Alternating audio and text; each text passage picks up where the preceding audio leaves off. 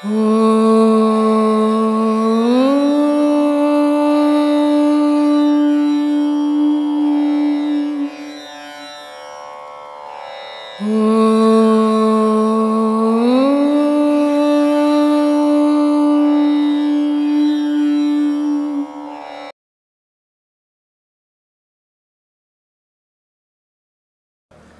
கடவுள் வழிபாட்டில் இந்த உண்ணாவிரதம் ஒரு பொழுது எதுக்காக இருக்கிறோம் அப்படின்னா, இந்த ஒரு பொழுது இருக்கிறதாலேயோ இந்த உண்ணாவிரதம் இருக்கிறதாலேயோ கடவுளுக்கு ஒரு பயணம் கிடையாது.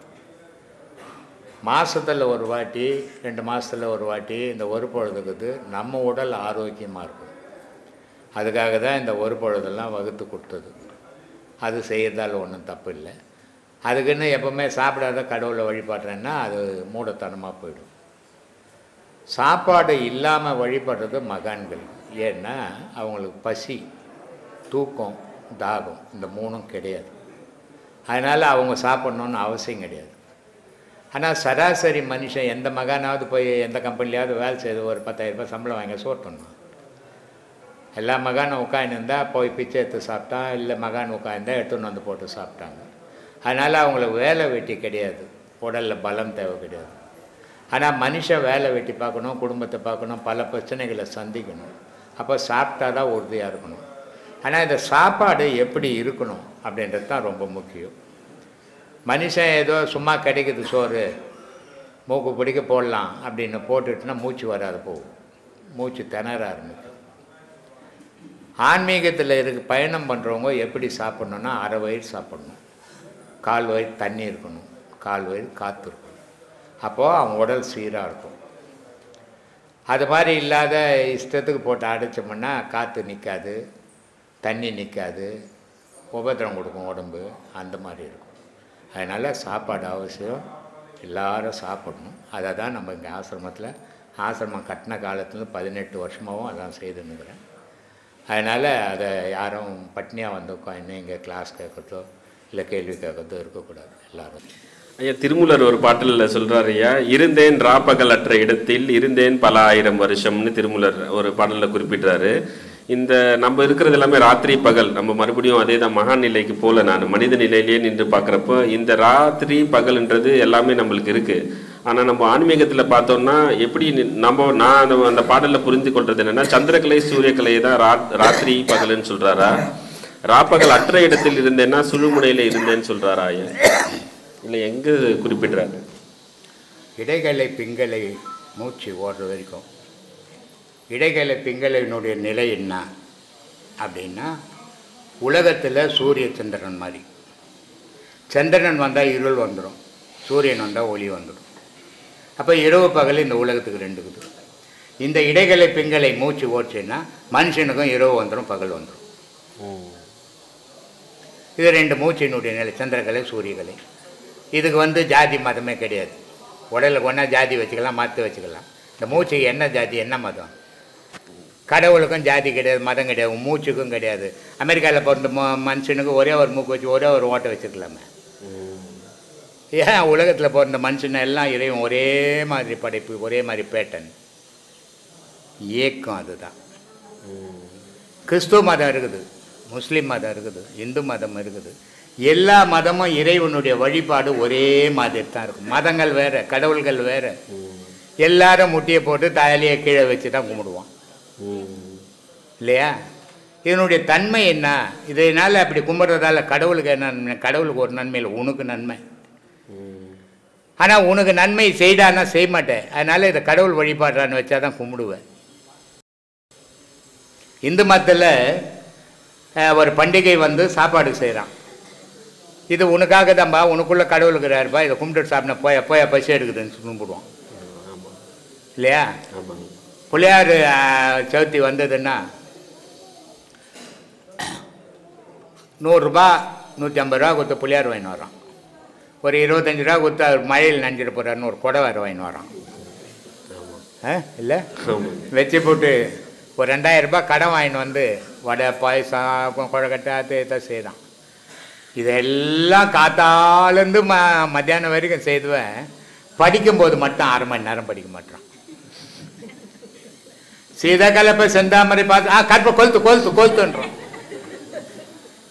அதை முழுசாக சொல்ல மாட்டேன். அப்போது இவன் சாப்பிட்றதுக்கு படுற அவசரம் கடவுள் வழிபாட்டுக்கு. இப்படிப்பட்ட மனுஷனாகிறேன். அற்புதமான பாடல். அதில் எல்லாம் யோகத்தை பற்றி தான் அந்த பாடல். விநாயகர் அகவில் வந்து எதுவுமே கடவுளை பற்றி இல்லை, எல்லாம் உன்னை பற்றியும் யோகத்தை பற்றி தான். ஆனால் அதை 5 நிமிஷம் படிக்க மாட்டேன்றான். போடு கற்பனை கொளுத்து ஆயிப்போச்சு, சரியாக போச்சுன்ட்டான். போட்டு சாத்திட்டான். சரி இதெல்லாம் பண்ணானே, பரவாயில்ல, சரி ஏதோ பசி பொழுது சாப்பிட்டான், ஓஞ்சி போட்டோம். அது வயிற்றில் எடுத்துன்னு போய் ஒரு 1/4 சவரம் இன்றைக்கி தாங்க வாங்கிட்டு வந்தேன் நான், இன்றைக்கி புள்ளியாச்சு வச்சுங்க, முதல் வைக்கணுங்க, அடுத்த வருஷம் அப்போ தாங்க இன்னொரு 1/4 சவரம் வாங்குவேன்ட்டு அது வயிற்றில் வச்சிட்டான். என்ன சாமி இதெல்லாம் பண்ணுவேன். சாயந்தரம் எடுத்து எங்கடா போடுறான்னா காவத்தண்ணியில் போடுறான். இத்த சாமின்னு கும்பிட்டான். 2000 ரூபாய் செலவு பண்ணி சாமி ஆக்கணும். அத்தை தங்கத்தை வாங்கிட்டு வந்து வச்சான். தங்கம் இல்லாத ஒரு 5 ரூபாய் காயின்ஸை வைக்கிறான். இதெல்லாம் வச்சுட்டு சாயந்தரமாக காவத்தண்ணியில் போட்டுறான். ஆமாம். என்னடா கடவுள் வழிபாடு? மூடத்தனமாக தெரியலையாவது உங்களுக்கு? யோசிக்க மாட்டீங்களா? அதை சொல்கிறான். சீத கலப்ப செந்தாமரிப்பு பாதச்சிலம்பு பலவிசைப்பாடு பொன்னரை ஞானம் பூந்துகிலாட வண்ண மருங்கில் வளர்ந்தழகரிப்பும் பேழை வயிறும் பெரும்பறை கோடும் வேழ முகமும் இலங்கு சிந்தூரும் 5 கரமும் அங்குச பாசமும் நெஞ்சிற்குடி கொண்ட நீலமேனியும் நன்றவாயும் 4 இருபயமும் 3 கண்ணும் 3 சூடும் 2 செவியும் இலகு பொன்முடியும் திரண்ட முப்பொறி நூல் திகழ்வல் மார்பு சொற்பதம் கடந்த துடிப்பதம் மெஞ்ஞான அற்புதம் நின்ற கற்பக களிரே என்றான். என்னப்பா எப்பாடின்னு சொன்னேன். ஏமா மூச்சு விடாம சொன்னீங்களே, அது எப்போ இவ்வளோ யார் பாடுறாங்க? யாருமே பாடுறதில்ல. நீங்கள் சொன்ன மாதிரி ஃபர்ஸ்ட் லைன் பாடிட்டு கற்பூரம் கொளுத்திடுறாங்க. என்னப்பா அப்போது இவனுக்கு அந்த கடவுள் பற்றில் சோத்து பற்றுக்குது. அப்போ இந்த சோறு உனக்கு இது கடவுள்றான்னு சொன்னால் கும்பிட மாட்டான், கடவுளுக்குடான்னு சொன்னால் கும்பிடுவான். அதனால் அதை கும்பிட்டுட்டு சாப்பிட்றான். கறி மீனாக்குனாலும் போட்டு கற்பூரம் கொளுத்தி தேங்காய் உடைக்கிறான். வடை பாயசம் பண்ணாலும் கற்பூரம் கொளுத்தி. ஏன்னா இது இல்லைன்னா இவனும் இருக்க மாட்டான், இவன் உடலில் கடவுளும் இருக்காது. அப்போ உலகத்தில் இருக்கிற அத்தனை மனிதனுக்கு ஜாதி இல்லை, மதம் இல்லை, உணவு தாண்டா கடவுள். உணவுன்னு ஒருத்தன் இல்லைன்னா எந்த கடவுளும் எவனும் காப்பாற்றவே முடியாது. எந்த மதமும் காப்பாற்றாது, எந்த கடவுளும் காப்பாற்றாது. உணவு தான் காப்பாற்றும், உணவு தான் கடவுள். அதை தான்பா சொல்லிங்கிறேன். என் மதுரவாயிலேருந்து வரேன். என் பேர் கார்த்தி. இப்போ நான் வந்து என்னென்னா நான் ஞானி ஆகணும்னு நினைக்கிறேன். அதுக்கு என்னென்னலாம் தகுதிகளில் தேவையோ அது எல்லாமே. வீட்டை விட்டு வெளியே போயிடணும். அப்பா அம்மாக்குறாங்களா, அவங்களெல்லாம் விட்டுடணும். சொந்த பந்தத்தெல்லாம் விட்டுடணும். ரோட்டில் சுற்றணும்.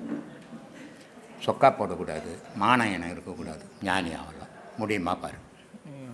முடியும். ஏமா மாற்றிக்கலாமா? இங்கே மாற்றாத, வீட்டில் போய் மாற்று. இங்கே மாற்றினா யாரும் கேட்க மாட்டாங்க. உங்கள் வீட்டில் மாற்றினா உங்கள் அப்பா அம்மா ஒதுப்பாங்க. இல்லையா, அவங்க போக்கில் போயிடுறா. இப்போ சுதந்திரமாக இருக்கணும்னு நான் நினைக்கிறேங்க. சுதந்திரமாக எப்போவுமே மனுஷன் வாழ முடியாது. ஏதாவது ஒரு பிரச்சனை இருக்கும். பசி எடுத்துக்கிச்சுன்னா ரோட்டில் போய் பிச்சை எடுக்கணும். சுதந்திரமாக எடுக்க முடியுமா? சுதந்திரமாக மனுஷன் வாயில் பேசலாம், நிஜத்தில் இருக்க முடியாது. ஞானி ஆகணும்னா இதெல்லாம் ஆகணும். எது மேலேயும் பற்று இருக்கக்கூடாது. அப்போ தான் ஞானி ஆக முடியும். எவ்வளோ படித்த? அது விடுங்க, படிப்பு ஒரு கணக்கா? எதுக்கு எவ்வளோ படித்த? எவ்வளோ பேர் படிச்சுக்கிறாங்க, ஆனால் படிப்பு இந்த மட்டும்தான் கேட்குறேன். ஊரில் இருக்கிறவெல்லாம் கேட்குறேன். அது இல்லையா, ஊரில் இருக்கிறவெல்லாம் ஞானியாக போகணுன்னா கேட்குறேன். படிச்சிருக்கீங்க. உன்னை கேட்டதுக்கு மட்டும் நீ பதில் சொல்லணும். ஊர் பற்றிலாம் பேசக்கூடாது என்கிட்ட. படிச்சிருக்கீங்க. எவ்வளோ படித்த? டிப்ளமோ வரைக்கும். எதுக்கு படித்தது? அது தெரியாத. நான் படிக்கணும், எல்லாரும் படிக்கணுன்றதுக்காக நானும். அப்போ எல்லாரும் வாழற மாதிரி வாழ கற்றுக்கு போ. சும்மா ஞானி ஆகுது அவ்வளோ விளையாட்டு இல்லை. அது பிறப்பினுடைய தொடர்ச்சி வேணும். நீ ஞானி ஆகணும்னு விதி இருந்ததுன்னா அதை யாரும் தடுக்க முடியாது. போ. ஏன் விதி கட்டணும். அதனால் அதை யாரும் தடுத்துடவே முடியாது. அதை யாரும் ஜெயித்தவனே கிடையாது. அது மாதிரி நீ ஞானி ஆகணும்னு உன் விதி இருந்ததுன்னா அதை உங்கள் அப்பா உங்கள் அம்மா யாரும் தடுக்க முடியாது. நீ தானாக ஆகிடுவேன். ஆனால் அந்த விதி இல்லாத நீ 1000 முயற்சி பண்ண விட தோல்வி அடைவு. ஏன்னா உலகத்தில் இருக்கிறதுலே கடினமான விஷயம் ஞான பாதையில் போகிறது தான். மீது எல்லா மனுஷனாலையும் போக முடியும். இதில் பல இன்னல்குது. மானயனம் இருக்கக்கூடாது, சூடு சொரணம் இருக்கக்கூடாது. அவனால் மட்டும்தான் இதில் போக முடியும். இதையெல்லாம் இழக்க நம்ம தயாராக இருக்கணும். அவ்வளோ கஷ்டமான பாதை. அதை போனோன்னு உனக்கு அமைப்பு இருந்துச்சுன்னா அதை யாரும் ஒரு குருவோ அப்பா அம்மாவோ சொந்த பந்தமோ தடுக்க முடியாது. தானாகவே போயிடுவேன். ஆனால் அது அமைப்பு இல்லாமல், அந்த விதி இல்லாமல் நீ எவ்வளோ முயற்சி பண்ணாலும் தோல்வி தான் அடைவேன். அதனால் நீ போகிற பாதையில் போய்கினே இருக்கணும். அது எங்கே வலிக்குதோ அது கூட போயிடும். அதை விட்டுட்டு நான் ஆகணும்னு முடிவு பண்ணிடுமே. எதுக்கு ஞானி ஆகி என்ன பண்ண போகிறேன்? ஞானியாகி என்ன பண்ண போகிற, சாதிக்க போகிற இந்த உலகத்தில். இது அவர் ஞானி ஒரு ஞானின்னு பேசுகிறாங்களே, அதை கேட்டுக்கு நடந்துக்குது. அதனுடைய பலன் என்ன, அது எதுக்காக நம்ம விரும்புகிறோம், நம்ம மனம் எதுக்கு அதை விரும்புது, அதெல்லாம் யோசிக்கணும். அதனால் ரொம்ப அவ்வளோ ஈஸி இல்லை, கடினமான விஷயம். போய் பயணம் பண்ணி பாரு. ஐயா ஒரு கேள்விங்க ஐயா. சொல்லுங்க. நம்ம இந்த பாதைக்கு வந்ததுக்கப்புறம் ஏற்கனவே நம்ம இயல்பாக அந்த சிறு வயதில் பழகினவங்களோட முன்ன மாதிரி பழக முடியல, அந்த யதார்த்த நிலையோடு பழக முடியல. இந்த பாதையில் வந்ததுக்கப்புறம் பேச்சு சுருங்குது, எப்போவுமே தனிமையாக போய் இருக்கணும்னு தோணுது. அதெல்லாம் ஏன் ஐயா? உன்னை நீ அறியாத உலகத்தை அறிகிற வரைக்கும் உலகத்தோட உறவாடினேன். சரி. உன்னை நீ அறியும் போது உலகத்தை விட்டுட்டு நான் தனியாக வந்தேன், தனியாக இருக்கப்பேன், தனியாக போக போகிறேன் அப்படின்றது தெரிஞ்சு போச்சு. அதனால் மற்றவங்களோட உறவாட முடியல. மற்றவங்க எங்கன்னா கும்பல் கூடி கத்தனான்னா அங்கே நிற்க முடியல, வந்துடுறோம். ஒரு டிவி வீட்டில் சவுண்டாக வச்சுட்டா கேட்க முடியல. இதையெல்லாம் தனிமையே மனம் விரும்புது. அப்போ அந்த தனிமையை இறைவனோட கலந்து எண்ணங்களை உருவாக்கிக்கணும். அது ஒரு நல்ல பயணம் அது. சரி. ஏன்னா கண்டவங்க கூட சேர்ந்து கண்ட விஷயத்தை பேசி என்ன பயன் அதனால்? அது ஒன்று. உனக்கு ஒரு லாபம் இல்லை. ஆனால் தனிமையில் இருக்கும்போது நீ கடவுளை பற்றி சிந்திப்ப, உன்னை பற்றி சிந்திப்ப. உண்மை உண்மை. 2 பொருள் மட்டும்தான் அங்கே இயக்கத்துக்கு தேவை, மீதி விஷயங்கள்லாம் அங்கே தேவைப்படாது.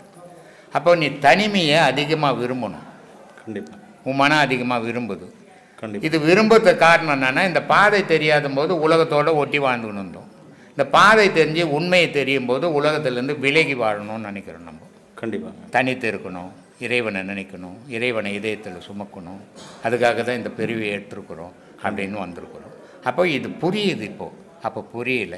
புரியாத போது எல்லாரும் கூட சேர்ந்தோம், கும்மாலடிச்சோம், கூத்தடிச்சோம், பேசணும், கொண்டோம், எல்லாம் பண்ணோம்.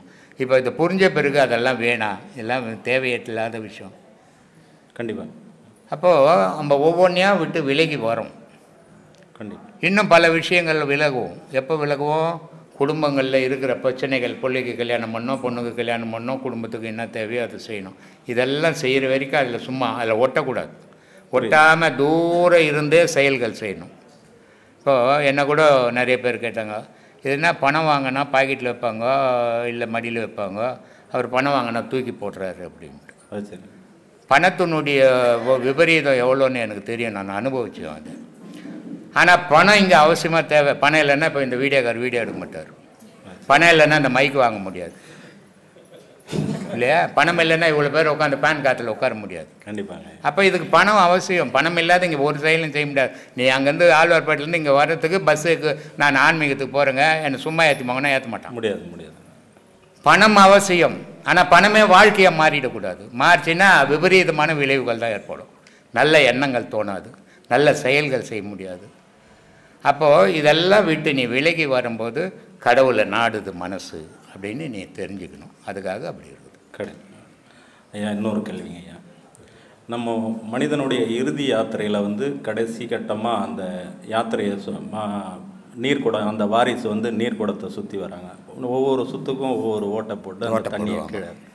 அதோட தத்துவம் என்னங்க ஐயா? முப்பொருள் இது உடலில் அடங்கி இருந்தது. சரி. அகார உகாரம் மகாரம். சரிங்க. சக்தி, விஷ்ணு, சிவம், இந்த 3 பொருளாக இருந்து தான் இந்த உடலை இயக்குச்சு. சரிங்க. இது 3ம் இந்த உடலை விட்டு வெளியே போச்சு. இந்த பானையிலேருந்து ஓட்டையில் தண்ணி எப்படி போதோ அப்படி அதனுடைய உயிர் போயிடுச்சு அப்படின்னு அடையாளம் காட்டுறதுக்கு தான் அந்த கொல்லி போட்டவனுக்கு மேலே குடம் வச்சு 3 ஓட்டை போட்டு அந்த ஓட்டையில் அந்த பானை நிறைய தண்ணி வச்சு அந்த தண்ணி வெளியே போய் கட்சியில் பானையை போட்டு உடைக்கிறோம். இதை பொச்சிடுறேன், கொளுத்திடுறேன், இது இனிமேல் இந்த உலகத்துக்கு உபயோகப்படாது சரி அப்படின்னு பண்ணுறோம். நன்றி. உங்களோட வீடியோக்களெல்லாம் தவறாமல் பார்க்குறோம். ஓகே. நிறைய தெளிவு பெறுறோம் ஐயா. இல்லை, மனிதன் ஆன்மீகம்ன்ற பேரில் மனுஷனை குழப்பிட்டாங்க. சரி. எது கடவுள்ன்ற ஒரு தெளிவில்லாத ஜனங்களுக்கு இது கடவுளா அது கடவுளான்ற குழப்பம் உண்டாகி போச்சு. சரி. இதனால் மக்கள் வந்து ஒருத்தரோட ஒருத்தர் சண்டை, சச்சரவு, போராட்டம், நான் உயர்ந்தவன் நீ தாழ்ந்தவன்ற நிலை வந்துச்சு. சரி. ஆனால் மனிதன் எல்லாரும் இறைவனுடைய படைப்பு. மனிதனுக்குள்ளே இறைவன் இருந்து இயக்குறான் அப்படின்ற உண்மையை உணர்ந்தாங்கன்னா இதெல்லாம் போயிடும். மத சண்டை, ஜாதி சண்டை எல்லாமே போயிடும். சரி. யாரும் இந்த உலகத்தில் உயர்ந்தவன் இல்லை, யாரும் தாழ்ந்தவன் இல்லை. சரி. எல்லாரும் மனித பிறவியே ஒரு அற்புதமான பிறப்பு அது. இந்த மனித பிறவி கிடைச்சதுக்கு இந்த ஜாதின்றது இடையில வச்சுக்கிது, இந்த மதம்ன்றது இடையில வச்சுக்கிது. ஆனால் பிறப்பில் ஜாதி மதமே கிடையாது. அது குழந்தை, அது மனிதன், அவ்வளோதான். சரி. அதை உணர்ந்தாங்கன்னா இந்த ஜாதி சண்டை மத சண்டைலாம் போயிடும். சரி. இந்த ஜாதி சண்டையால் மத சண்டையால் யாரும் உயரப்படல. தாழ்ந்த ஜாதிக்காரனும் மண்ணுக்கு போகிறான், உயர்ந்த ஜாதிக்காரனும் மண்ணுக்கு போகிறான். சரி. நீ உயர்ந்த ஜாதிகாரன் ஒன்றும் 1000 வருஷம் வாழ போவதில்லை, தாழ்ந்த ஜாதிகாரன் ஒன்றும் 5 வயசுல செத்து போக போவதில்லை. எல்லா மனிதரும் மனிதன்ற நோக்கத்தோட மனிதனை பார்க்கணும். அவன் தாழ்ந்தவன் உயர்ந்தவன் பார்க்கக்கூடாது. நீ தாழ்ந்தவனா ஒருத்தனை நினச்சிட்டினா நீ உன்னோட இடத்துல போய் நீ தாழ்ந்தவனா மாறிடுவேன். உன்னை விட உயர்ந்தவன் ஒருத்தன் இருப்பான், அவனாண்ட நீ தாழ்ந்து போயிடுவேன். இப்போ ஒரு ஆஃபீஸில் போனால் ஒரு எஸ்எஸ் இருப்பார். சரி. அவருக்கு 1000 தொழிலாளிகள் தாழ்ந்தவங்களா இருப்பாங்க. சரி. ஆனால் அவர் போனார்னா ஒரு ஏடிஎம்ல கிட்ட அவர் தாழ்ந்து நிற்கணும். சரி. இது தொழில்துறையிலே இப்படி இருக்குது. ஆனால் மனித பிறப்பில் அப்படி கிடையாது. மனிதன் இறைவனை எல்லாரும் ஒன்றா தான் படைத்தான். ஆனால் மனிதன் இந்த பிரிவினையை உண்டாக்கிக்கின்னு இது மாதிரி போகிறான். ஆனால் மனிதனுக்குள்ள இறைவன் இருக்கிறான்றதை உணர்த்தலை யாரும். சரி. ஆனால் மதங்களையும் ஜாதியும் பேசி பேசி பேசி மக்கள் ஒற்றுமையாகிற மக்களை கூட பகையை உண்டாக்கி வெறியை தூண்டி விடுறாங்க. அது இருக்கக்கூடாது. சரி. மனிதன்றவன் அன்போடு வாழக்கூடியவன், மிருகங்கள் மாதிரி கிடையாது. மனிதனுக்கு எல்லா சிந்தனையும் உண்டு, எல்லா அறிவாற்றலும் உண்டு, எல்லா செயல்களும் உண்டு. அப்படிப்பட்ட அற்புதமான மனிதன் ஒரு வாழ்க்கையில் பயணம் பண்ணும்போது அவனுக்கு போய் உயர்ந்தவன் தாழ்ந்தவன். உன்னுடைய பிறப்பில் எப்படி உன் தாய் பெற்றாலோ அப்படி தான் எல்லா தாயும் பெற்றா. சரி. எந்த வேற்றுமையும் கிடையாது. ஒரு தாயின் தகப்பனை புணர்வு பண்ணாத ஒரு குழந்தை வராது. இந்த நெத்தியில் போந்தது, கண்ணில் போந்தது, மூக்கில் போந்தது, வாயில் போந்தது, வேலை இல்லாத எழுதி வச்சதெல்லாம் இப்போ எடுத்து பேசக்கூடாது. அது 2000 வருஷத்துக்கு முன்னே மனித தொடர்பே இல்லாத போது வேலை வெட்டியில் துண்ணு போட்டு எழுதி வச்சுட்டான். அதையெல்லாம் இப்போ பேசக்கூடாது. ஒரு தாய் இல்லாத ஒரு குழந்தை வரவே வராது, ஒரு தகப்பன் இல்லாத ஒரு குழந்தை வரவே வராது. அப்போ தாயின் தகப்பனுடைய வம்ச வழியாக தான் ஒரு குழந்தை உருவாகுது. தாயினுடைய கர்ப்பத்தில் தான் குழந்தை உருவாகும். அப்படிப்பட்ட குழந்தை உயர்ந்த தாயாக இருந்தாலும் அந்த வேதனையை அனுபவிக்கிறார், தாழ்ந்த தாயாக இருந்தாலும் அந்த வேதனையை அனுபவிக்கிறார். உயர்ந்த தாய்க்கும் அந்த இன்பம் தான், தாழ்ந்த தாய்க்கும் அந்த இன்பம் தான். இதில் என்ன வேற்றுமை கிடக்குது? இதை மறந்தால்னா மனிதன்றத நோக்கத்தை பார்த்தாங்கன்னா இந்த ஜாதி மதங்கள் மறைஞ்சிடும், மனித நேயம் வளர்ந்துடும். மனித நேயம் வளர்ந்ததுன்னா அங்கே ஒற்றுமை வளரும். ஒற்றுமை வளர்ந்ததுன்னா அன்பு பெருகிடும். அன்பு பெருகிச்சுன்னா ஆண்டவனுடைய வழிபாடு சிறப்பாக இருக்கும். இதுதான் மனிதனுடைய நோக்கம். இறைவன் படைத்தது இத்தனை பிறவிகளில் இந்த மனிதனை படைத்ததே இறைவனை அடையத்துக்காக. ஆனால் இறைவனை அடையாத மத பிரச்சனையில் போயிடுறாங்க. மதத்தை வழிபடுறவனுக்கு கடவுள் கிடையாது, கடவுளை வழிபடுறவனுக்கு மதம் கிடையாது சாமி. சரி. கடவுளை வழிபட கற்றுங்க, கடவுளை இதயத்தில் சுமக்க கற்றுங்க. சரிங்க. இறப்பு பிறப்பு எப்போ வேணாலும் நடக்கலாம். சரிங்க. அதுக்குள்ள இறைவனை சுமக்குங்க. அதுதான் உங்களுக்கு நல் வழியை காட்டும். சரி. அந்த வழியை தான் நம்ம சொல்லி கொடுத்துனுக்குறோம். கடவுள் வழிபாட்டுக்கு எதுவுமே தடை கிடையாது உலகத்தில். எந்த ஜாதின்றதே கிடையாது. மனம் மட்டும் சீராண்டா போதும். மனத்தினுடைய வழிபாடாக மகான்களுடைய வழிபாடு. அந்த மகான்களுடைய வழிபாட்டால் தான் இறைவன் அடைய முடிஞ்சது. அந்த மாதிரி ஒவ்வொருத்தனும் மகான் ஆகலை, கடவுள் ஆகாதீங்க, நல்ல மனுஷன் ஆகுங்க, வேற்றுமை இல்லாத மனுஷன் ஆகுங்க. ஏழை பணக்காரன் உயர்ந்தவன், உனக்கு கிடைச்சது நீ உன் வசதி இருக்குது. நீ வசதியாக தான் நான் அடுத்து பங்காக கொடுக்க போகிறேன், நான் வசதிக்காரன் சொல்லி ஒன்றும் கொடுக்க போகிற. உன் வசதி தான் உன்ன வரைக்கும், அவன் ஏழ்மை இருந்தால் அவனை வரைக்கும். நீ உயர்ந்த ஜாதியாக இருந்தால் உன்ன வரைக்கும், அவன் தாழ்ந்த ஜாதியாக இருந்தால் அவனை வரைக்கும். யாருக்கும் பிறப்பால் ஒன்றும் கிடையாது. எத்தனை கோடி வச்சிருந்தாலும் அந்த மனிதனால் ஒரு 10 பைசா எடுத்து போக முடியாது. கோமணம் கூட இல்லாத போய் சேர்றான். இப்படிப்பட்ட உலகத்தில் உண்மையை உணர்ந்து வாழ்ந்தீங்கன்னா உங்கள் வாழ்க்கையில் துன்பம் இல்லாத வாழ்வீங்க. அதுக்காக தான் 40 வருஷமாக இப்படி பேசின்னுக்கிறேன். இதை எடுத்துப்பீங்கன்னு நம்புகிறேன். சரி சாமி, ரொம்ப நன்றி. நன்றி. ஆத்மா வணக்கம். நிஜ தீபம் உள்ளத்தில் ஏற்றணும். வள்ளலாருனுடைய இதில் சொல்லுவாங்க, விளக்கு கொளுத்தி வச்சு பார்க்க சொன்னாங்க. அந்த விளக்கை கொளுத்தி வச்சு பார்க்க சொல்ல, உள்ள விளக்கை கொளுத்தி பாருன்னாரு. இவங்களால் முடியாததில் வெளியே விளக்கை கொளுத்தி வச்சுறாங்க. அதே மாதிரி கார்த்திகை தீபன்றது மலை உச்சியில் ஏற்றதுக்கு காரணம் உங்கள் தலை உச்சியில் தீபம் எரியணும். அதுக்கு அடையாளம் தான் அது. அந்த அடையாளத்தை உங்கள் உள்ளத்தில் தீபத்தை ஏற்றுங்க. இறைவனை மனசார நினைங்க. அதுக்கிட்ட வியாபாரம் பண்ணாதீங்க, இதை கொடு அதை கொடு, இது நடக்கணும் அது நடக்கணும், வீடு கட்டல பாதியில் நின்று போச்சு, புள்ள பிறக்கல பாதியில் நின்று போச்சு. இந்த மாதிரி வியாபாரத்துக்கு கடவுள் இல்லை. நல்ல அருளை கொடு, நல்ல அறிவை கொடு, நல்ல ஆற்றலை கொடுன்னு கேளுங்க. அது கண்டிப்பாக இறைவன் மறுக்க மாட்டான், கண்டிப்பாக கொடுப்பான். நல்லா இருக்கலாம் வாழ்க்கையில். நீங்கள் வானாகி மண்ணாகி வழியாகி ஒளியாகி ஊனாகி உயிராகி உண்மையுமாய் இன்மையுமாய் கோணாகி யானெனதென்று அவரவரை கூத்தாட்டு வானாகி நின்றாகி என் சொல்லி வாழ்த்துவனே. என்ன சொல்கிறாரு முதல்ல? 5 வானாகி மண்ணாகி வழியாகி ஒளியாகி அப்போ சொல்லி எங்கேருந்து வந்தேன்னு சொல்லிட்டார். சொல்லிடார் சாமி. என்னத்தில் நீ ஏங்குற? 5 பஞ்சபூதத்தில் ஏங்குறேன்னு சொல்லிட்டார். உலகமும் 5 பஞ்சபூதத்தில் நீர் நெருப்பு காற்று ஆகாயம் பூமி 5 பஞ்சபூதத்தில் இயங்குது. இந்த மனித உடலாம் 5 பஞ்சபூதத்தில் இயக்குது. அதையும் சொல்லிட்டாரு. அப்புறம் என்ன சொல்லணும்னா அந்த பின்னாடி வர்றது நீயாகி அவரவர் கூத்தாட்டு வானாகி உன் கூத்து நீ என்ன கூத்து ஆடினியோ அதுக்கேற்ற மாதிரி தான் உனக்கு பின்னாடி வாழ்வு அமைய போகுது. இங்கே கடவுளுக்கே வேலை கிடையாது. நான் என்ன கூத்து ஆடுறனோ அதுக்கேற்ற மாதிரி அடுத்த பிரிவில் எனக்கு வாழ்வு அமைய போகுது. அப்போ இந்த கூத்தை நான் முதல்ல யோசிக்கணும். நான் எந்த கூத்து ஆடணும்? உலக கூத்தாடனா உலகத்துக்கு ஏற்ற மாதிரி என் வாழ்க்கை அமையும். தெய்வ கூத்தாடனா அதுக்கேற்ற மாதிரி என் வாழ்க்கை அமையும். அப்போ நான் எந்த கூத்தாடணும்னு சொல்லிட்டாரு. அப்புறம் வேறண்ணா சாமி, ஆசிரியர், ஆசான், குரு இந்த 3 பேரும் ஒன்றா சாமி, வேறு வேறா சாமி? அது எப்படிப்பா ஒன்றாகும்? மாதா பிதா குரு தெய்வம் ஒன்றாகுமா? ஒன்றாகுமா சாமி? மாதா பிதா குரு தெய்வம் ஒன்றாகுமா சாமி? அதாவது ஒரு குரு வந்து தாயாகவும் தந்தையாகவும் குரு குரு எதுவாக வேணா இருந்துட்டு போட்டோம். மாதா பிதா குரு தெய்வம் 3 ஒன்றா 4 ஒன்றாகுமா? இல்லை சாமி. அப்போ எப்படி ஆசிரியர் ஒன்றாகும்? ஆசான் எப்படி ஒன்றாகும்? குரு எப்படி ஒன்றாகும்?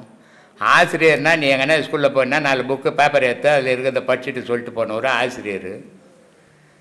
நீ ஒரு தொழில் கற்றுக்கணும், அந்த தொழிலுக்கு ஒருத்தர்கிட்ட போனீங்கன்னா அந்த தொழிலை கற்றுக் கொடுத்த ஒரு ஆசானு, தெய்வீகத்தை கற்றுக் கொடுக்குற ஒரு குரு.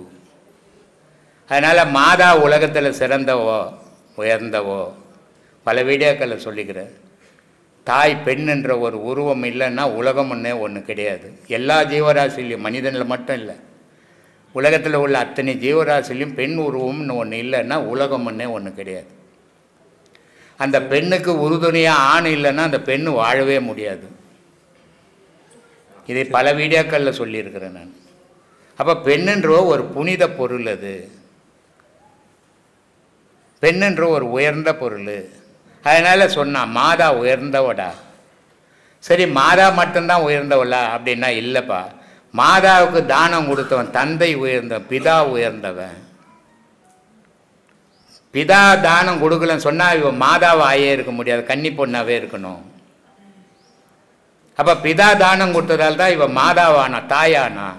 அப்போ தாய்க்கு ஒரு தகப்பு வேணும். அப்போ தகப்பனும் உயர்ந்தவன் தான். சரி, இவங்க 2 பேரும் இல்லைப்பா, இவங்கெல்லாம் கடமைக்கு உனக்கு 10 புள்ள பெற்றாங்க, புள்ள ஓன என்ன பெற்றுக்கினாங்க, அவங்க போகும்போது போய் ஊந்திங்க பிறந்துட்டீங்க. ஆனால் குரு அப்படி இல்லை. கடவுள்ன்ற வேஷம் போட்டுக்கின்னு வந்துக்கிறான் குரு வடிவத்தில். அவன் மாதா பிதாவை விட உயர்ந்தவன். சரி, அவன் மட்டும் உயர்ந்தவன் இல்லை, அவனை விட உயர்ந்தவன் கடவுள். அதனால் மாதா பிதா குரு தெய்வம் உயர்ந்தது. நம்மால் என்ன ஆகுதுன்னா, என்னங்க தெய்வத்தெல்லாம் சொல்லலைங்க, மாதா பிதா தான் உயர்ந்தது. ஏன்னா ஆரம்ப பள்ளியில் படிக்கணுங்க எம்ஏ புக்கை பிடிப்பாங்க, ஆரம்ப பள்ளியில் படிச்சுங்கிறீங்க நீங்கள். அதனால் மாதா பிதா வரைக்கும் சொன்னாங்க உயர்ந்தவன்னு. எம்ஏக்கு வரும்போது கடவுள் தான் உயர்ந்தவன் சொல்லுவாங்க. அதான் இங்கே நடந்துங்குது. சொல்லு சாமி. சாமி, ஒரு காலத்தில் கோவில்கள் வந்து நீதிமன்றங்களாக இருந்தது, பாடசாலைகளாக இருந்தது, கலைமன்றங்களாக இருந்தது, மருத்துவமனைகளாக இருந்தது. நம்ம ஏதாச்சும் முடியலன்னா அந்த கோயிலில் போய் இதெல்லாம் பண்ணிகிட்டு இருந்தோம். எல்லாம் சிறப்பாக இருந்தது.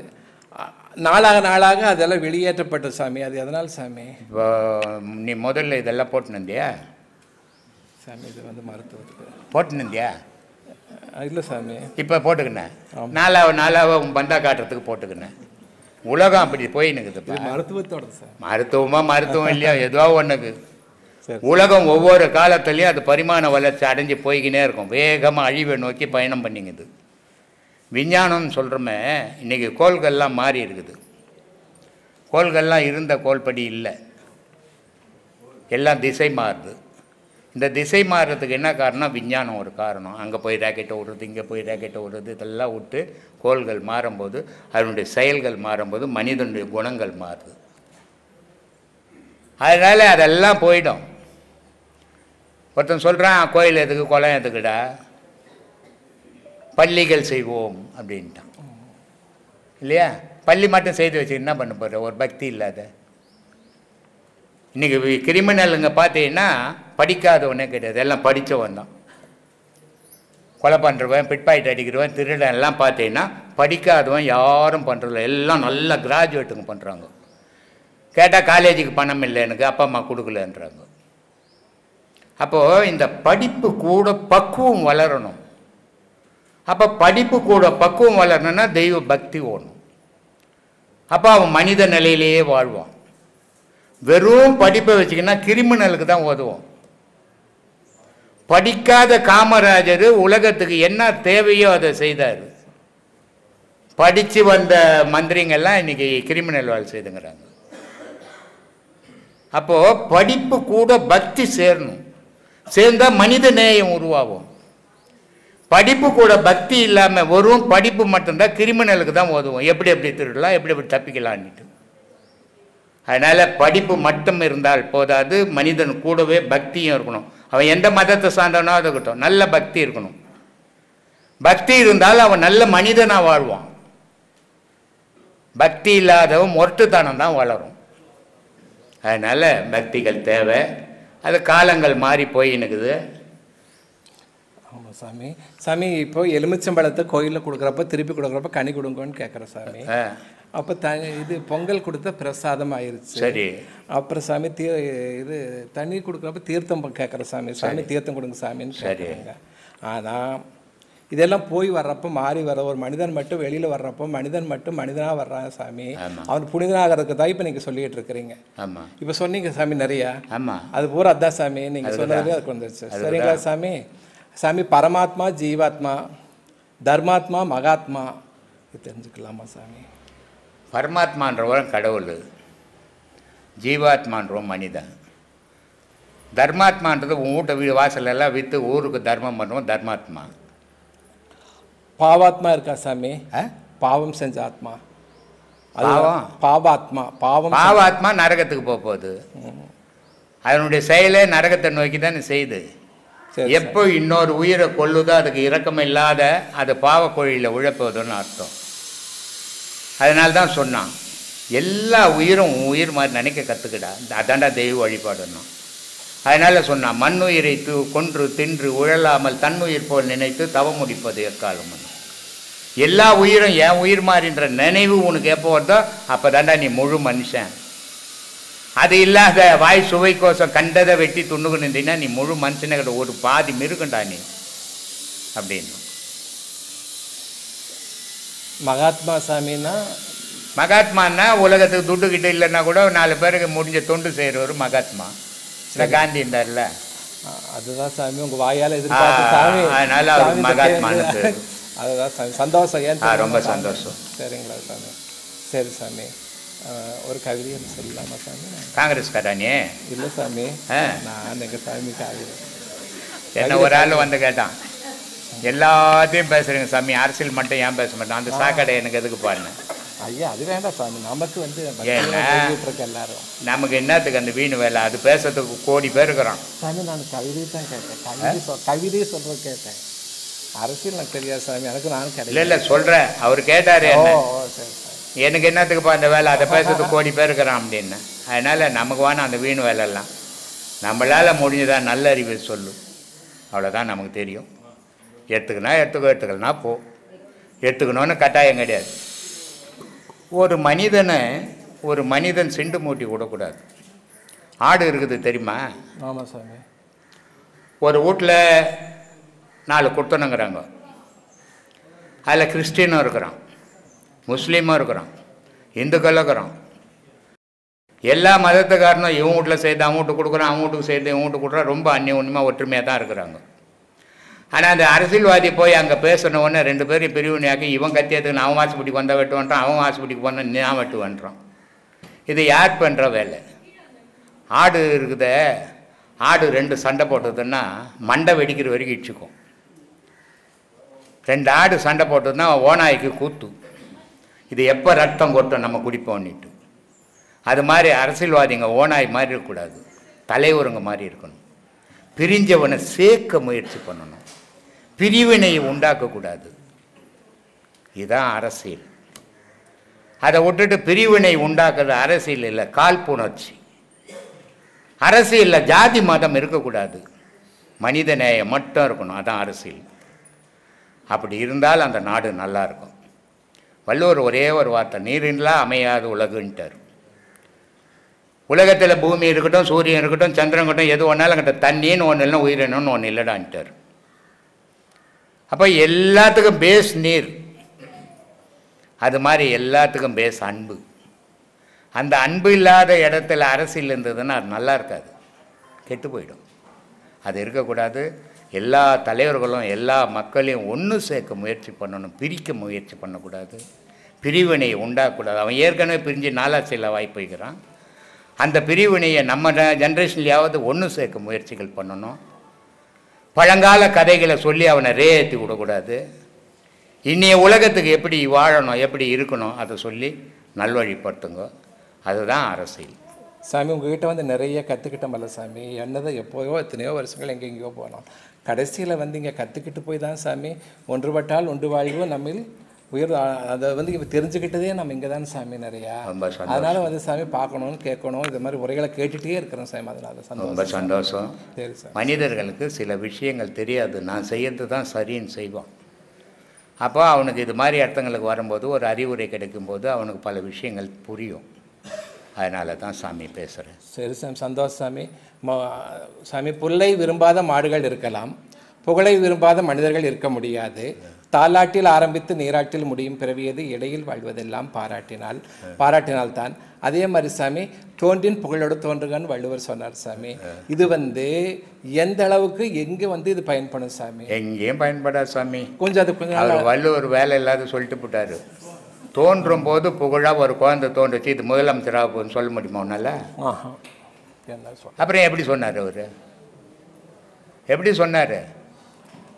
இப்போ என்ன ஆகிப்போச்சு, அது ஒரு காலத்தில் அவர் சொன்னது தோன்றும் போது புகழாக தோணும், அறிவோட பிற. உன் அறிவு உன்னோட மட்டும் இருக்கக்கூடாது, இந்த உலகத்துக்கும் பயன் தரணும் அப்படின்றதுக்காக நீ பிறந்தீன்னா அந்த உலகத்தில் புகழோட தோன்று அப்படின்னு அவர் சொல்லிட்டு போயிட்டார். இப்போ என்ன ஆகிப்போச்சுன்னா பிறக்கும் போது ஆசையோட பெற அப்படின்ட்டாங்க. அதனால் ஆபத்துகள் உண்டாகினுக்குது. அதனால் ஒவ்வொரு காலத்தில் ஒவ்வொரு ஜென்ரேஷனும் மாறும். அந்த மாறுபடும் போது சில பழமொழிகள் அடிபட்டு போயிடும். பகவத்கீதையில் சொல்கிறாரு, எது நடக்கணுமோ அது நன்றாக நடந்தது, எது நடக்கிறதோ அது நன்றாக நடக்கிறது, எது நடக்க வேணுமோ அது நன்றாக நடக்கும். இது போய் ஒரு வீட்டில் போய் எது நடக்கணுமோ நன்றாக நடந்ததுன்னா என்ன ஆகும்? நம்மளை பக்கத்தில் படுக்க வைப்பாங்க. சொல்லக்கூடாது. பகவத்கீதையில் கண்ணனே சொன்னதாச்சா, அப்புறம் நான் சொன்னேன் என்ன சொல்ல முடியுமா? சொல்ல முடியாது. சொன்னேன்னா உன்னை பக்கத்தில் படுக்க வச்சுருவாங்க. அதனால் எல்லா மகான்களுடைய வார்த்தையும் எல்லா இடத்துக்கும் பயன்படுத்த முடியாது. சில இடத்துல சில வார்த்தைகள் பயன் தரும், சில வார்த்தைகள் ஆபத்தை உண்டாக்கிடும். அதுக்கு தான் சொன்னேன், இடம் பொருள் ஏவலன்னா எங்கே இருக்கிறியோ அங்கே அதுக்கு ஏற்ற மாதிரி போகும். அப்படி போவது இல்லைன்னா விபரீதங்களை நீ சந்திக்க வேண்டியது வரும் அப்படின்னு. அதனால் எல்லா இடத்துலையும் ஒரே மாதிரி வாழ முடியாது. அதுக்கு தான் வள்ளுவன் சொன்னான், பழத்தலும் அழித்தலும் வேண்டாம், உலகம் பழித்ததை அழித்து விடுறான். நான் இப்படி தான் இருப்பேன்னு போனீங்கன்னா கொட்டுன்னு கொட்டுவாங்க கூப்பிட்டு. 10 பேர் எப்படிக்கிறான்னு அப்படி வாழ்ந்துட்டு போ, அப்போ தான் உலகத்தோடு வாழ முடியும். நீ மகான் இல்லை தனித்து வாழறதுக்கு, மனுஷன் அப்படின்னார் வள்ளுவர். அதனால் எந்த இடத்துல இருக்கிறோமோ அந்த இடத்துக்கு ஏற்ற மாதிரி வாழ கற்றுக்கணும். இப்போ இலங்கை அகதிகள் இலங்கையில் ரொம்ப சுபிட்சமாக இருந்தாங்க. இப்போ இன்னைக்கு புலம்பெயர்ந்து எல்லா நாடுகள்லையும் இருக்கிறாங்க. இலங்கை அகதிகள் இல்லாத நாடு இன்னைக்கு உலகத்தில் இல்லை. ஆனால் இலங்கை அகதிகள் இல்லாத நாட்டில், இலங்கை அகதிகள் இல்லாத நாடே இல்லை. எல்லா நாட்டிலையும் அவங்க, ஆனால் அவங்களுக்குன்னு ஒரு நாடு இல்லை. ஆனால் இலங்கையில் வாழ்ந்த மாதிரியே மற்ற நாட்டில் போய் வாழ முடியுமா? அந்தந்த நாட்டுக்கு ஏற்ற மாதிரி வாழணும். அப்போ தான் அங்கே வாழ முடியும் அவங்க. அப்போ இங்கே வள்ளுவர் சொன்ன மாதிரி வாழறாங்க அங்கே. இல்லைங்க நான் தமிழ்நாட்டில் இப்படி தாங்க வாழ்ந்தேன், அங்கே போயிட்டு கவிதை எல்லாம் படித்தோம்னா ஏற்றி தீர்த்துருவோங்க. அதனால் எந்த இடத்துல இருக்கிறோமோ அந்த இடத்துக்கு ஏற்ற மாதிரி பேசணும், அந்த இடத்துக்கு ஏற்ற மாதிரி நடந்துக்கணும். அதுதான் பக்குவம்ன்றது. அங்கே போய் இங்கிலீஷ் படம் பார்ப்பாங்க. ஆமாங்க ஐயா. இல்லை கண்டிப்பாங்க ஐயா. ஆனால் அவன் ஏன் வந்தான், எதுக்கு சுட்டான், திடீர்னு எப்படி வந்தான் எதுவும் தெரியாது. ஆமாம். ஆனால் வெளியே வந்தோம் சூப்பராக இருக்குதுப்பா படம், இவனுக்கு எதுவுமே புரிஞ்சிருக்காது. கண்டிப்பாங்க இல்லையா? ஆமாங்க. ஆனால் தமிழ் படத்துக்கு காரணங்கள் தெரியும். ஆமாம். நல்லா இல்லையா அது என்னையா நடிகை இப்போ கதையாக ஏற்றுக்கிறான் அப்படின்ட்டுவான். அது புரியாததால் நல்லா இருக்குது, ஃபஸ்ட் கிளாஸ் படம் போய் பாருங்க அப்படின்ட்டுவான். ஆமாங்க. அது மாதிரி ஜனங்கள் என்ன ஆகிப்போச்சுன்னா அவங்க பேசின ஆன்மீகங்கள் மக்களுக்கு புரியாமல் போயிடுச்சு. கண்டிப்பாங்க. புரியாமல் போனதால் மத மாற்றங்கள் ஏற்பட்டது. ஆமாங்க. இல்லைன்னா இந்து மதத்தில் இருக்கிற புனித தன்மை உலகத்தில் எந்த மதத்துலையும் கிடையாது. உண்மைங்க. எல்லா மதமும் மதத்தை வழிபடுது, இந்து மதம் மட்டும்தான் கடவுளை வழிபடுது. ஒரு கிறிஸ்டின் வந்து இது கடவுளுங்கன்னா அத்தை கையெழுத்து கும்பிடுவான், இந்துக்களுக்கு மட்டும்தான் அந்த பக்குவம் உண்டு. ஒரு முஸ்லீம் வந்து இது அல்லாங்கன்னா கையெழுத்து கும்பிடுவான், அந்த பக்குவம் உண்டு. மற்றவன் எவனும் கும்பிட மாட்டான். அப்போது தெய்வம்ன்றது உலகத்துக்கு பொதுவானது, தெய்வம்ன்றது ஜாதி மதம் இல்லாதது, தெய்வம்ன்றதுக்கு அதுக்கு நாடு மொழி கிடையாது இல்லாதது. அப்படிப்பட்டதை எல்லாரும் வழிபடணும்னு சொல்கிறது தான் தெய்வ வழிபாடு. மதத்துக்குள்ளவோ ஜாதிக்குள்ளவோ கட்டுப்பாட்டில் இருக்கிறது கடவுள் வழிபாடு இல்லை. அது ஒரு மத வழிபாடு, அது ஒரு ஜாதி வழிபாடு. ஆனால் அந்த மாதிரி பேசுறதால அது என்ன போச்சு, ஜனங்களுக்கு புரியல எது கடவுள் வழிபாடு, எது உண்மை, எது பொய்ன்னு புரியாமல் போயிடுச்சு. இதை நான் என்ன பண்ணிட்டேன்னா உண்மையை பேசணும், கற்பனையை பேசக்கூடாது. கடவுளை கற்பனையில் தேடாதீங்க, நிஜத்தில் தேடுங்க, உங்களுக்குள்ளே இருக்கிறான். அதை தேடி எடுக்கணும், கொஞ்சம் சிரமந்தான். ஆனால் அதை விட வழி எதுவுமே கிடையாது. ஏன்னா கடவுள் எங்கேயாவது அட்ரஸ் கொடுத்துக்கிறேன்னா இந்த ஊரில் இருக்கிறேன் என்னை வந்து பாருன்ட்டு எங்கே போய் தேடுறது அவனை? அதனால் சொன்னான், ஓடி ஓடி உட்கலந்த ஜோதியை நாடி நாடி நாட்களும் கழிந்து போய் வாடி வாடி வாடி போன மாந்தர்கள் கோடி கோடி என்ன கடவுள்ன்ற பொருளை தேடி செத்தவன் எவ்வளோனே எண்ண முடியாதுடான்ட்டான். ஆனால் ஒருத்தனும் கடவுளை பார்க்க முடியலடான்ட்டான். சரி, பார்க்க முடியாத கடவுளை ஏன் பார்த்தேன்னு பார்க்கலாம்பா. எப்படி பார்க்கணும்? உனக்குள்ளே பார்க்கணும். அதனால் சொன்னா, உருதரித்த நாடியில் ஒடுங்குகின்ற வாய்வினை கருத்தினால் இருத்தியே கபாலமேற்ற வல்லாரேல் விருத்தரும் பலராவார் மேனியும் சிவந்தோடும் அருள் தரித்த பாதம். நீ உனக்குள்ள தேடினா கடவுளை நீ பார்க்கலாண்டா. ஆட்டை மனுஷன் தோல் மேலே போட்டுனா ஆடு காணும் தேடின மாதிரி கடவுளை தனக்குள்ளே வச்சுன்னு கடவுளை தேடிங்கிறான்டா வெளியே. அதனால நான் சொல்லிக்கிறேன், கடவுள் உனக்குள்ள இருக்கிறார், நீ தேடு. நீ இல்லைன்னா கடவுளே இல்லை. மனுஷன்னா கடவுள் எங்கே இருக்கான்? புலி போய் ஒரு கடவுள் இருக்குதுங்க, நான் கடவுள் வழிபாடு பண்ணுறேங்கன்னு பண்ணுமா? புலி போய் ஒரு கோயில், யானை போய் ஒரு கோயில் கட்டிக்குமா? கட்டாது. மனிதன் தான் தனக்கு தானே கடவுள்னு ஒரு கோயிலை கட்டி தானே கடவுளாக போய் அதை வழிபட்டுன்னுக்கிறான். அதனாலே சொன்னான், அவன் அருளாலே அவன் தாழ்த்தோடு இல்லையா? கோயில் வந்து கடவுள் எங்கன்னா கட்டின்னுக்கிறார பெரிய கோயில் மனுஷன் தான் கட்டினான்.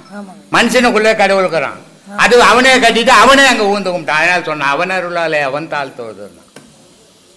அப்போது அப்படிப்பட்ட அற்புதமான மனிதர்கள் வேற்றுமை இல்லாத வாழணும், அன்போடு வாழணும். ஜாதி மதத்துக்கு அங்கே இடமே கிடையாது. எல்லாரும் உயர்ந்தவன், உலகத்தில் உயர்ந்தவன் மனிதன் தான், அதுக்கு அர்த்தம் தான் கடவுள். அப்படிப்பட்ட மனிதன் அன்போடு வாழ்ந்தால் கடவுள் வழிபாட்டுக்கு போகலாம். இதான்பா என்னுடைய அறிவுரை. ஒரு சின்ன நேற்று ஏரி வேலை செஞ்சிருந்தாங்க ஒரு 200 பேர் அங்கே திருவண்ணாமலை மாவட்டத்தில். அவங்ககிட்ட ஒரு 2 நிமிஷம் கவுன்சிலிங் சொன்னேன். நான் ஒரு 4 பௌர்ணமி போகிறேன், 5வது பௌர்ணமி போவேன். ஐயா எதிர்க்கு தான் உட்காருவேன். ஆனால் ஐயா எப்போ கூப்பிட்டு பேசுவார் எனக்கு தெரியல. ஆனால் அவர் உருவத்தை காமிக்கல. அவர் அனுமதி கொடுத்தா உங்கள் 300 பேரை இட்டு போய் ஒரு நாளைக்கு நான் அந்த இடத்துல காமிக்கிறேன். அவரை நீங்கள் பார்த்தீங்கன்னாவே பாதி பிரச்சனை சால்வ் ஆகிடும் அப்படின்னு. எல்லோரும் எந்த சாமி காமிக்க மாட்டேன், அவர் எனக்கு பர்மிஷன் கொடுத்த பிறகு தான் நான் அவருடைய உருவத்தை உங்கள்கிட்ட காமிப்பேன் அப்படின்னு சொல்லிட்டு வந்தேன். எல்லோரும் அவ்வளோ திருவண்ணாமலை மாவட்டம் பக்கத்தில் ஆரணி வட்டம் சேர்ப்பாக்கம் கிராமத்தில் அந்த இடத்துல அவங்ககிட்ட நான் பேசிட்டு வந்தேங்க. ஐயா நீங்கள் தேதி சொன்னீங்கன்னா அவங்கள ஆச்சுன்னு வந்துடுறேன். என்னைக்கு வந்தாலும் பௌர்ணமி நாளில் வந்தால் தான் இங்கே இருப்பேன் நான். சரிங்க. மற்ற நாளில் வந்தால் இருக்க மாட்டேன். சரிங்க. அதனால் பௌர்ணமி ஒரு நாள் முன்னே வரலாம். சரிங்க. மற்ற நாளில் வந்தால் இருக்க மாட்டேன். அதனால் அன்றைக்கி வந்தால் பார்க்கலாம். ரொம்ப நன்றி. எனக்கு வந்து ஏழை பணக்காரன், உயர்ந்த ஜாதி தாழ்ந்த ஜாதி இதெல்லாம் எனக்கு கிடையாது. எனக்கு என்னுடைய குறிக்கோளில் நான் ஆத்மா வணக்கம்னு எல்லாரும் நமஸ்காரங்க, ஆமாங்க. வணக்கங்க, குட் மார்னிங்க, குட் ஈவினிங்க, அப்படின்னு சொல்லுவான். நான் எல்லாம் சொல்ல ஆத்மா வணக்கம்ன்றேன். ஏன்னா அழியிற பொருளுக்கு நான் வணக்கம் சொல்கிறது இல்லை, அழியாத ஆன்மாவுக்கு வணக்கம் சொல்லினுங்கிறேன். ஆமாம். அதனால் ஆத்மா வந்து அழியாத பொருள், ஆண்டவனால் படைக்கப்பட்ட பொருள். மீதெல்லாம் மனிதனால் இந்த உடல் வந்து அப்பா அம்மாவால் படைக்கப்பட்டது, இது அழிஞ்சு போயிடும். ஆண்டவனால் படைக்கப்பட்ட பொருள் எதுவுமே அழியாது. சூரியன் அழிக்க முடியுமா? பூமியை அழிக்க முடியுமா? வானத்தை அழிக்க முடியுமா? மனிதனை படைத்ததெல்லாம் ஒவ்வொரு காலகட்டத்தில் அழியும். வேத நூல்கள் பல கோடி வந்தது, எல்லாம் மனிதன் எழுதுனதெல்லாம் அழியும். இறைவன் எழுதுனது அழியாது. இறைவன் எழுதுனதான் மனித வேதம். மனிதனை இறைவன் வேதமாகவே படைச்சிட்டான். வேதம் எங்கேருந்து உருவாச்சு? மனிதன்கிட்ட இருந்து தானே. ஆமாங்க. அந்த வேதமாகவே உருவாக்குறது இறைவன் தான். உன்னை வேத நூலாகவே வைக்கிறேன், உலகத்துக்கு நன்மை செய்டான்ட்டு. அதனால் எனக்கு ஏழை பணக்காரன் உயர்ந்த ஜாதி தாழ்ந்த ஜாதி எல்லாம் கிடையாது. யார் ஒன்றாலும் வரலாம், யார் ஒன்றாலும் பேசலாம். சரிங்க. நான் பணக்காரங்கிட்ட பேசுவேன், ஏழைக்கிட்ட பேச மாட்டேன்லாம் எனக்கு கிடையாது. எல்லா மக்களும் மனிதர்கள், எல்லாரும் நல்லா இருக்கணும், ஆனந்தமாக இருக்கணும். அதான் என்னுடைய குறிக்கோள். உண்மைங்க ஐயா, உண்மைங்க. பஸ்.